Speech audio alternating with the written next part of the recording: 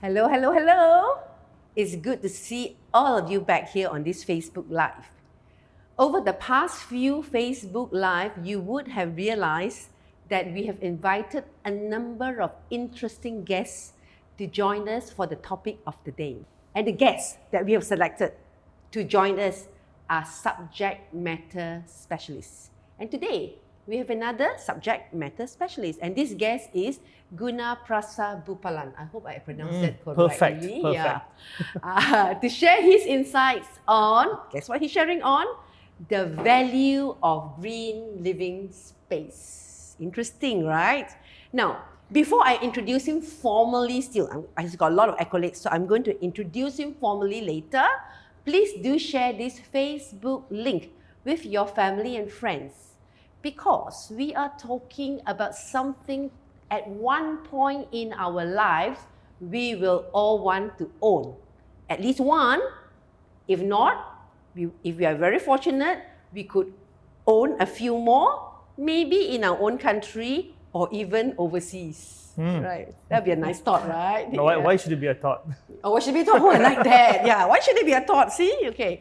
So, let's welcome Guna. I'm going to call him Guna with our show of love. So please hit the love button. Now guys, don't embarrass me. Keep hitting the love button. Yeah. So let me talk a bit about Guna. Okay, Gunaprasath. It's just a very interesting name. I like to say it. Gunaprasath. Gunaprasath, yes. My mom will be very happy that you said that. Such a lovely name, Gunaprasath. It sounds so yoga. Gunaprasath, well, he is the founder, he's the owner, he's the managing director, and the group editor of MJ Communications. That's correct. Right? Yeah. It's a media agency that primarily focuses on property market.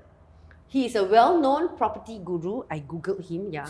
He's a well-known property guru on Trax FM, that's 90.3 FM. And as of today, Guna has been the chairman of ASLI several times, and that's the Asian Strategy and Leadership Incorporated. That's is that correct. right? Yep. That's ASLI.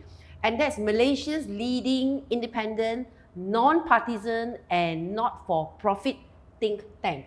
He thinks for free, okay? In a tank. In a tank. In a tank, and he thinks in a tank, yeah? All right. He's also a panel moderator for many Comfori events. Comfori is a company that does training, right? That's correct. Yeah, Comfori events, and a guest speaker at many property launch events. And if you guys are those privileged people who likes to go shopping for homes, you probably have caught him in one of these property talks, right? But in any case, if you are wondering, is Norwex now expanding into the property market?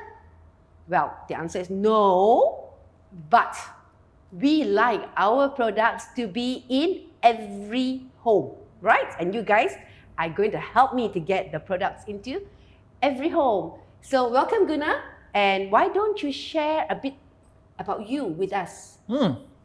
What should I share? Well, you've mentioned so much already. We also have a property publication called Property 360 Digest. Okay. It's an e-magazine, and it's given out free. The whole idea behind the magazine is to help people in their journey towards purchasing homes. Yeah, to that's become so good important. home That's such a owners. major decision. It is. You know, a lot of people ask me one thing: should I just remain renting a home? Okay. You know, and my answer to them is always, why?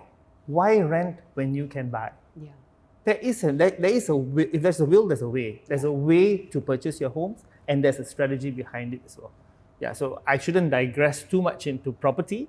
Yeah, but here today, I'm thanks for having me. Oh, my Thanks pleasure. for having me. My pleasure. Yes. Thank you for making time. Not You're at such all. a busy person. Yes. Now, in Norwex, let me share a bit about Norwex. In Norwex, we are on a mission to live more sustainably, right?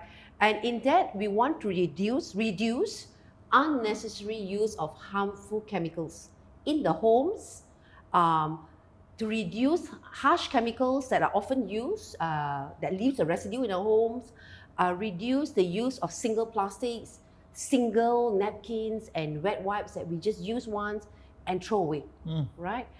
But that's more from an individual action. It's us doing our daily habits, our daily use and application of cleaning products. But green living space, and that's why we got you here today. Green living space are definitely taking even bigger steps for the planet. Sure. One giant leap for not mankind too, and for the planet. But there's so many definitions of green living space, so many. And I'd like you to share with us, how do you actually define what constitutes and contributes to green living? Yeah. Well, there are many aspects of how you design and engineer a green home that leads to it being for it to perform well. Yes. Yeah. How green it is, it depends on the materials that are being used. Yes. It depends on the architectural aspects of it. It depends on what you've incorporated into it as well. Okay. For instance, there could be rainwater harvesting. Okay. Rainwater harvesting is very, very important because, especially in Klang Valley right now, Right. where we're having massive water cuts. Mm. Yeah? So if you are able to incorporate rainwater harvesting into your development, it helps the residents a lot. Yes. It helps with the green around the area as Yeah. well. So you can still water your plants, you can Right. still get things going with green water harvesting.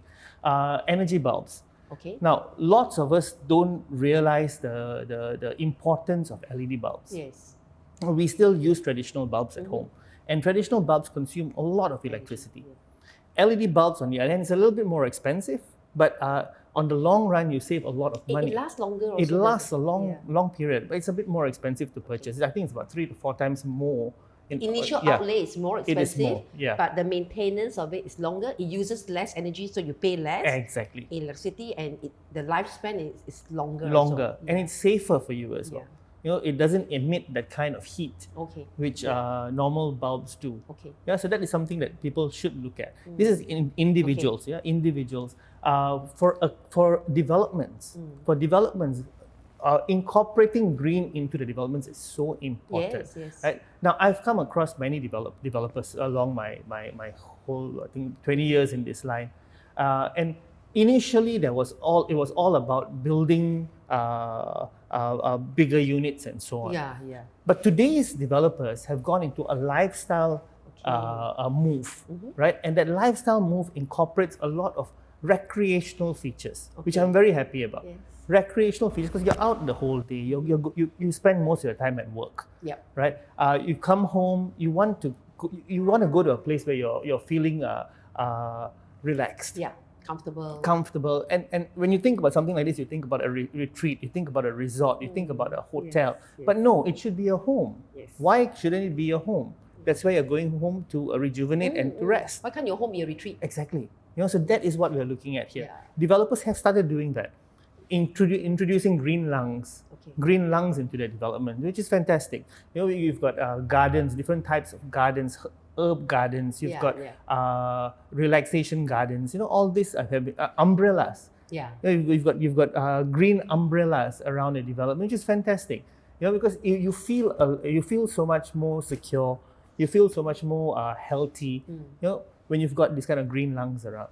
And further to that, they've also introduced all sorts of like I said, rainwater harvesting and all this into the development. What about the solar, where you the one where you actually can sell back energy to the government? Yeah, solar panels. Yeah. Now, solar panels in Malaysia, it's still not as widely used as overseas. Now, it's simply because, I'll give you an example. For a house to actually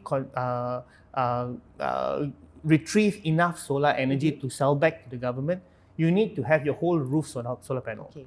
That's the kind of consumption that you need. Okay. All right. So with Malaysia, it's difficult. It's not cheap.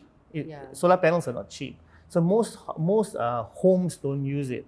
But then again, developers should. Yes. Yes. Especially in a country where it's so hot. Exactly. Developers should. They should be actually incorporate it. leading, this part of the world should be leading this sort of innovations. Yes, correct. No, developers will argue back and say, our profit margins are not very high. But then again, what are you developing? You're developing something for people to stay in. Yeah. So you want to give them the best of quality. Right. So yes, your profit margins may not be so high. Drop the profit margins a little bit, but incorporate things like this. But then over time, whenever there's a demand for such things, then costs over time will reduce. As when there is a demand. Exactly. Yeah. And there's definitely a demand for solar panels. I think so. And solar panels work fantastically well. How I know this is because when I grew up, my parents' home my dad converted one part of the roof Okay. to a solar panel. This was many years Before ago. even we thought about solar. Before solar, all that, he converted one part of the roof into a solar panel, and we only got hot water to use from the solar panels. Okay. So there was no heater in the house. That's good. Right, so we're only using solar panels for hot water. Yeah, it's a little bit inconvenient. Cold days, you got no hot water, which is the total opposite of what it's supposed to be. So cold days, you have no hot water. But then again, the water is still warm. It's still lukewarm. And honestly, for your skin, lukewarm water is much better than hot water. Yeah, of course. So you get used to things like that. And then you realize that, so much of energy has been saved. Yeah. So much of electricity has not been used. And that's what you're looking for anyhow. That's right. That's the whole idea behind sustainable living. Yeah. I mean, like in my house, we have been using solar panels for our bathrooms, the entire house. But I find that I cannot bathe after 11 o'clock in the morning because the water that comes out is piping hot. There you go. Because it's heat. Yeah. So you got to make sure that you bathe early in the morning or late in the evening. In between, forget it. So in some ways, we are saving water too. Exactly. You can't bathe. You can't shower. So this kind of incorporating these kind of things into the development is so important. Yeah. And how many commercial buildings or residential buildings in Malaysia are considered green? Wow, what a question. Okay, I tried to Google it. I couldn't get any answer. No, actually, so I'm asking you will not be able to find it on Google. You know why? Okay. Because there are several governing parties when it comes to green index. Yeah. Right. So the last I checked, if I'm not mistaken, don't quote me on this. Right. But the last I checked, you're telling on my Facebook. so don't quote me on this either. Yeah. So the last I checked, it was about 387 buildings. That's commercial buildings? That's commercial and residential buildings. That's very little, huh? Very little. This was back in 2013. Yeah. So that's like 8 years ago. Yeah. So it has increased over time because at that time green wasn't a big part of things. It was different ball game altogether. But it has molded itself towards green living. Right. So now it has definitely gone up a lot, right? And what I was told was most developers, 70%, 60 to 70% of developers who are developing at this moment are incorporating green into their buildings. That's good. Yeah. Some elements of it, green. yeah. But most of them they are moving towards that direction. Yeah. So you're going to see a lot more green buildings. That's good. Yeah, I think you'll see more green buildings than non-green buildings. Yeah. I mean, like for even this office, or this showroom, when I first talked about designing this showroom, one thing was very clear in my mind that it would have a lot of plants, right? Because plants, I don't need to use the air freshness, and the plants actually creates that healthy air for us. So it had to have real plants, and what I did was I actually cut all the money plants from my house and started planting it and brought it to the office.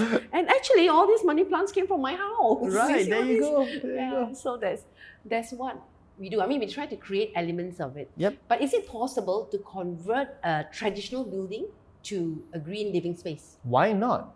It's definitely possible. It's definitely possible. By incorporating all these elements into your building, it will become a green building. Of course, the structure-wise, you can't do much, but you can incorporate all these elements into it to make it into a green building. But then again, right, there is a big but to this. Okay. Now, we are living in Malaysia. Yeah. Right.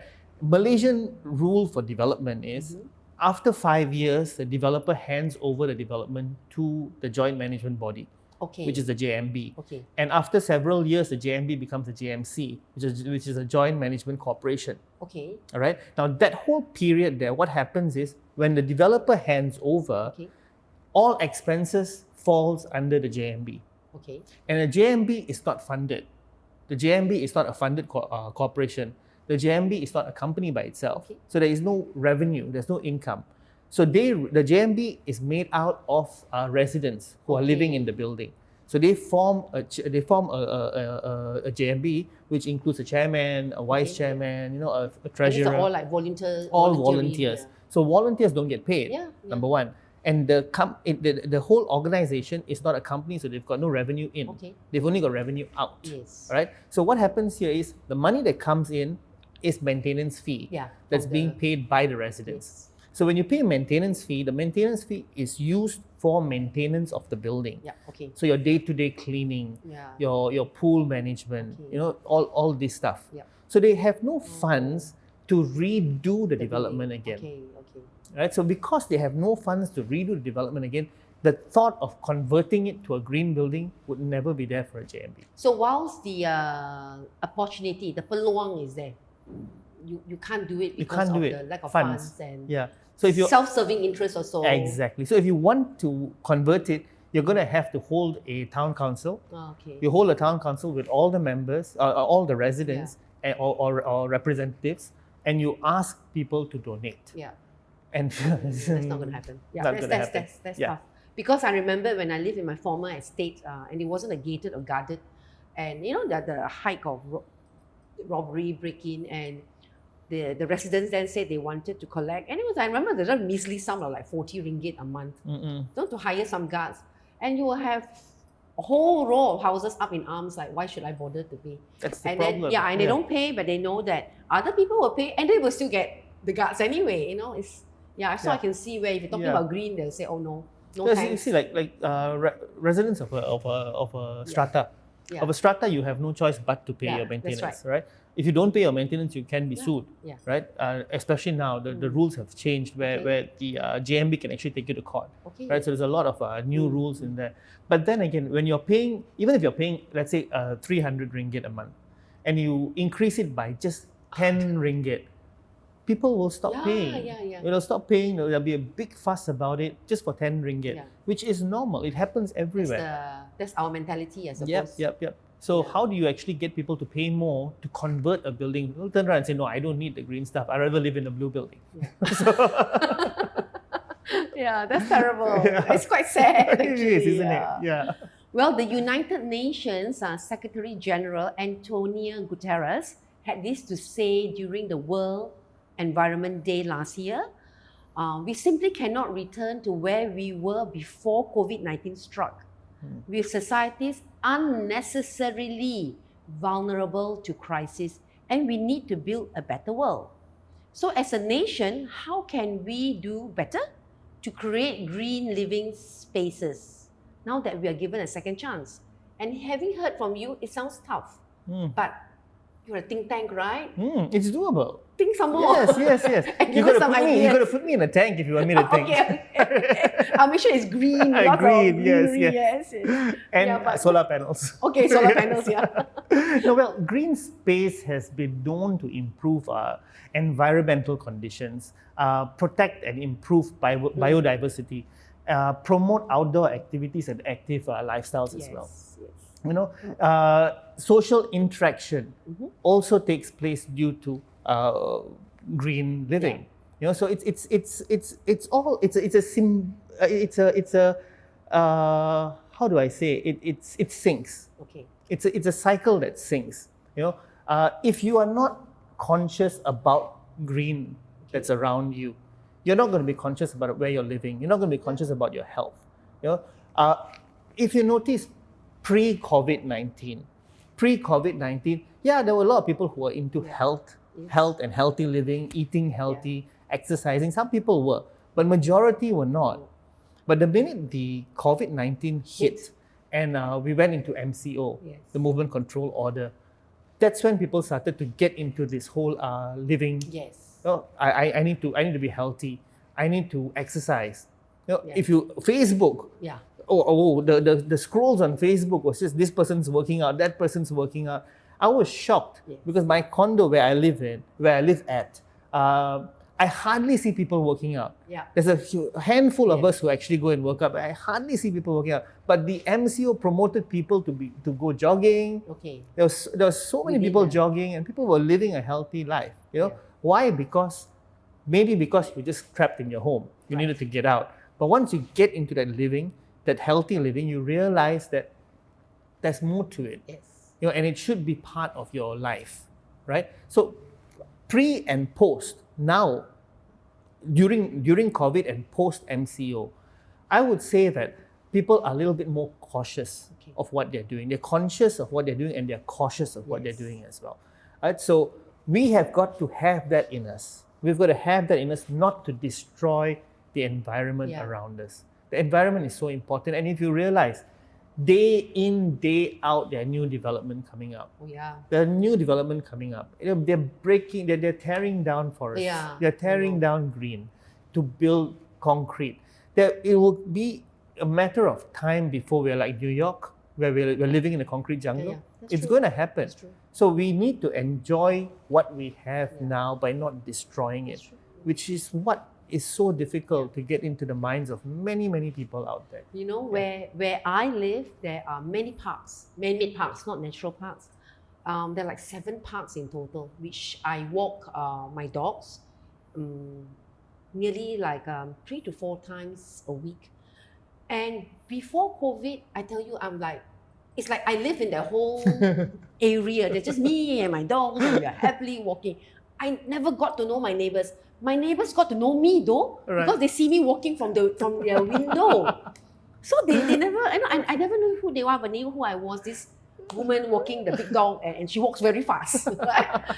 But now with COVID, and when I take my dogs out, I see the children are out cycling, people are out jogging, and now I finally meet my neighbors. There you go. There you go. And I've been living there for 10 years. It's like crazy. Yeah, it is. But crazy. it's just a matter of getting back to fundamentals. Yeah. That's what, if you ask me, that is what COVID did. That is what COVID did. It made us get back to fundamentals, right? So I like that part of it. Like even for our business, for the matter, when COVID hit and when the MCO took place, we were badly affected to a certain extent because we rely on developers. That's right. And developers were all holding back. So it gave us the time to sit and think, okay, am I going to sink or am I going to rise? And how do I rise? By getting rid of clutter. Yes. And that's what we did.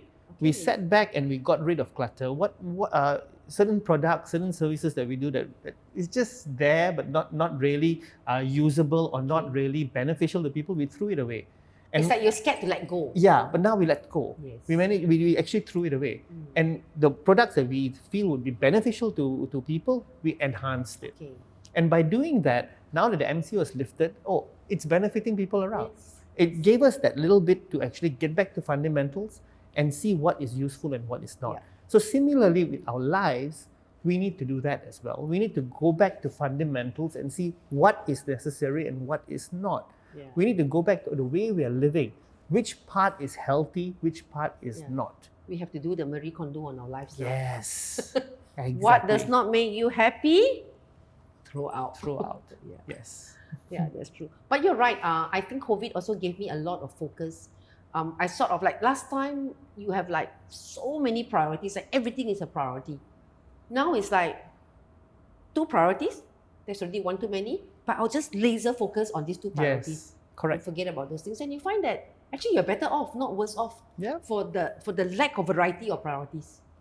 Well said. Yeah. For the lack of variety of priorities. I like that. I'm going to use that. Okay. Quote me. I'll quote you. Yeah. Now, globally, which country is leading in the area of providing green living spaces, and how does Malaysia fare in this area? I believe that the list states that Sweden is the highest, followed by Switzerland, Finland, Japan, Norway, and then Denmark. Okay. Right? Malaysia's nowhere there. Oh, yeah, I know. These are like, of the countries you said, I think you listed about 7. Only 1 is in Asia. The rest are all in Europe. Yep. It's all in Europe. It's a fact. Yeah. Yeah, it's a fact. Mainly because they value green there. They value green. They value the environment, which is something that we need to instill in people here, people in Malaysia. We need to value green. That's right. You know, we need to value nature, Mother Nature. You know, there's a reason why it's called Mother Nature. You know? Yeah. You know, like our products, our Norwex cloths actually originate from Norway. And the reason we came into being was because our founder, Bjorn Nicolaisen, I watched one of his videos where he talked about, I remember in my younger days when we go hiking, we could just drink from the streams. And then, you know, as he grew older, you tell your children and grandchildren, don't drink from the stream, you know? And I think that's what he realized, and he felt that we should green the environment. And how do we do that? It's by having less chemicals entering our waterways, having less of the plastics filling the landfills, having less of the microplastics going into the ocean. And that's how actually Norwex started 26 years ago. But it took them 26 years to get here. Sad, isn't it? It's sad. Isn't Yeah, it? it's sad. 26 years. Yes, but the good news was that when it got here 26 years later, we went from zero to what I call hero. Almost like, phew. It was that. It's good. So in some ways, I would say that, Malaysia maybe not that far behind. We can catch up very fast, I believe. We can. Yes. Malaysians have got this thing about them. You know, if something is interesting enough, we will propel. Yes. It is a matter of time before we just propel.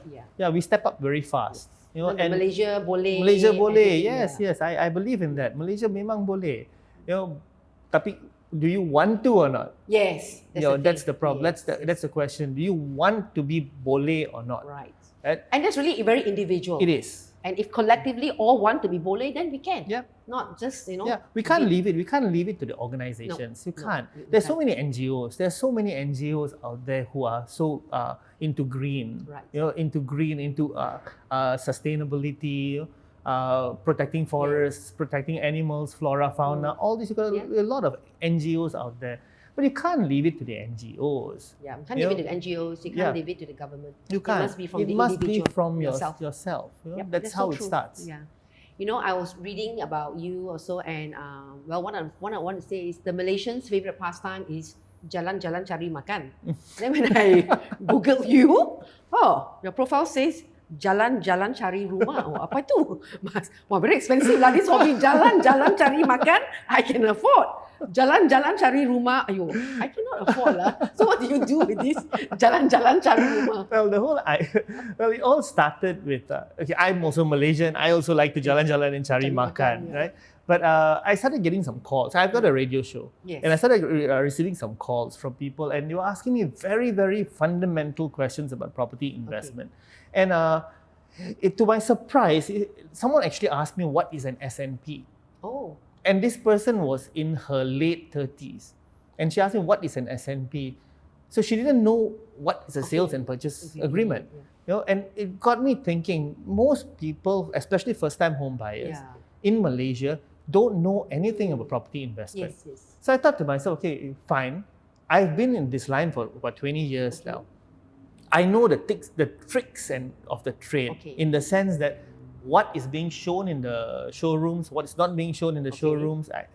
So to me, it's very simple. I always have this belief, and I've always advised people this as well. When it comes to property purchase, you are going to take a loan for the rest of your working life. Because your loan is for 30, 35 years. You're going to take it for the rest of your working life. And you're going to be, whatever savings you have is going to go down on the down payment and your renovation cost, and your lawyer's fee, your S&P fee, and all that. So whatever money you have and you don't have yet, you're going to spend on your home. So you've got to be smart about how you're purchasing your home. Where to purchase, what to purchase, how not to be duped. You need to know these things. Right. So Jalan-Jalan Cari Rumah was something that we created for this. Initially, it was just supposed to be a chat like this, where we're just sitting down and having a chat between myself and my business partner. I saw the one that you did when you went up hiking. Yes, that was the initial how it's supposed to be, just a chat between my business partner and me. Then along the way, what happened was it started to get more story-like. We started creating stories, and we started addressing issues.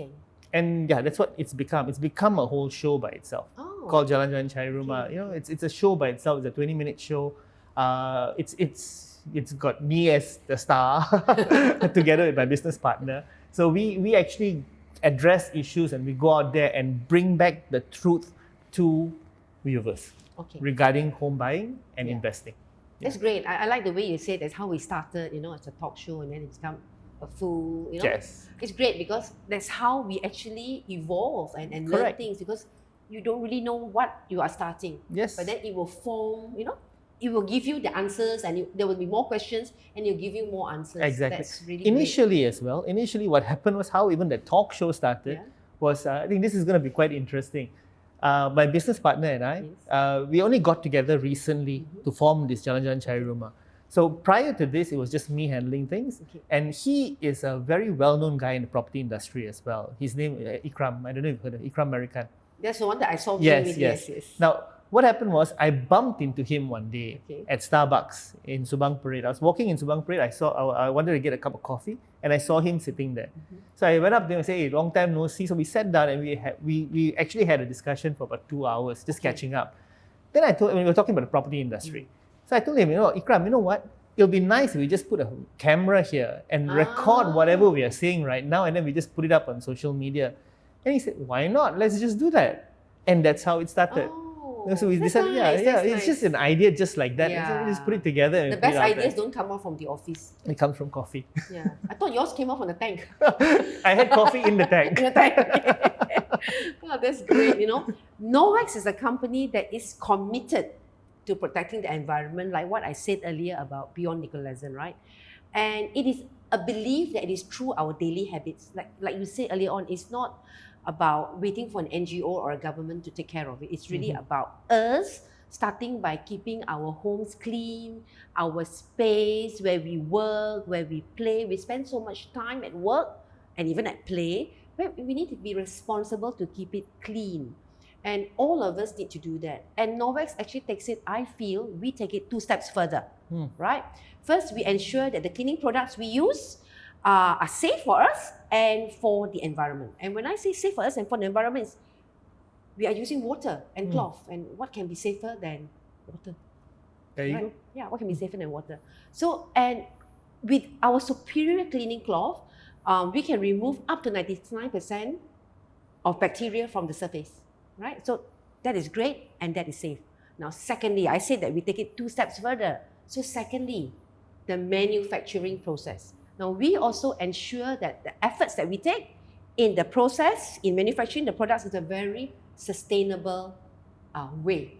So like our products will contain recycled elements instead of using virgin plastics. But of course, we test to make sure that the recycled plastics perform in exactly the same way as the virgin plastics. Nice. So in essence, we are actually recycling these PET bottles from the landfills to go into the product. So that's another good thing. And then if we have liquids like our enzymes, our dishwashing liquids, we store it in not the normal PE plastics, even though when in those years when we were using the normal PE plastics, we ensured that it was the recyclable ones. But now we've taken it another step further. We use what we call ocean-bound plastics. So we work with a company that actually traps all this plastic that is just being thrown out by people and is making its way to the ocean. They actually trap all these ocean-bound plastics before it reaches the ocean, and they sort it, clean it, sanitize it, and then we use these plastics to make our packaging materials. Nice. Yeah. So so we really take it many steps further. So we not only want to reduce waste that goes in the environment or the oceans, we want to also reduce the landfills, right? So I think, Norwex and our very strong network of consultants can really collaborate with yourself and maybe your network of property developers. Definitely. To talk about really taking green living spaces even bigger. Because there's a lot of work, like you say solar panels or what. It takes time before we reach that level. But there's a lot of things we can do individually, right? So what say you? What can we do? Definitely. You see, like for instance, like what I said earlier, just the individual himself or herself needs to change their mindset, right? Start using products like what Norwex has to offer. Start using products like this because you know that it's already helping not just yourself, but it's helping others out there. So it's helping the environment. So you should use products like this individually, number one. And I say this because I'm a believer in Norwex, right? I wasn't. Yeah. I didn't. Before I met you, I didn't even ask whether you use Norwex or not. Yeah. You came and say, "Hey, my wife bought Norwex." Exactly. And that's what happened. And then tell me, when I asked you, how did you feel when your wife first brought back the Norwex cloth? And initially, I was like, "Okay, it's a cloth. It's a cloth." She said she showed it to me. Look at this. I said, "A cloth." Then this is not a normal cloth. This is a magic cloth. Her, like, how much is this? And I said, how much is that? And she gave me the price. I was like, what for a cloth? But I tell you honestly, I love it. Yeah, that's good. Because it just does what it says. Pile of water, it absorbs the whole thing. Yeah. It absorbs the whole pile of water. It cleans. Yeah. It really cleans rather than just wiping something off. When you wipe something off a surface, it's not cleaning the It surface. just appears clean. It appears. But this actually cleans the Removes it, surface. yes. And having kids at home, this really helps because you know that your place is clean. Right. So similarly, like if individuals take the effort to do this, developers also should. Yes. You know, so and I say this to all the developer friends of mine out there, you should start to incorporate products like this into your developments. And when I say that, I don't mean buy each resident products of Norwex. Yes, they should. Yeah, maybe they should. They should, yeah. But developers should start using it for their own cleaning of the buildings, their own integration in their buildings. Right. You know, that's what should happen. Yes, and I see that to be very well, it could be a very strong synergy here. Definitely. Yeah. We are definitely wanting to take steps into that direction because, like I said earlier, I want a Norwex product or multiple Norwex products into every home. And what better way than to work with property developers in getting our products into every home, you know? So that is really good, you know. I hope you guys found this subject interesting and insightful, you know. At Norwex, we are really committed to making environment around us a better, one home at a time. But it is my fervent belief that keeping our environment clean is not just the job of the government, like we said earlier. It is not the job of the local municipality. It is not the job of an NGO, but it's really an individual effort, right? We are asking companies to be responsible, and we are even holding them accountable for illegal dumping, illegal cutting of trees, and that is the right thing to do. But what are we holding ourselves accountable for? Yep. Well said. Yeah. Well said. So we should hold ourselves accountable, and we must do our part, because don't just point the fingers at that company or that society or that whatever, you know. Always remember, 3 fingers are pointing back at ourselves. So guys, choose your products wisely, and Norwex is the right choice of cleaning products. You bet it is. So Guna, any parting words? Yes, definitely. Thanks for listening. Number one, thanks for having me here. Thanks for listening. And I hope what I've said earlier dwells into just the minds of many people out there. Go back to fundamentals. Always go back to fundamentals and understand why green living is so important. Sustainability is so important. If once you understand that, you will realize that you need to bring that into your living as well. And when you bring that into your living, coupled with Norwex products, I'm pretty sure it's going to be fantastic. Yeah.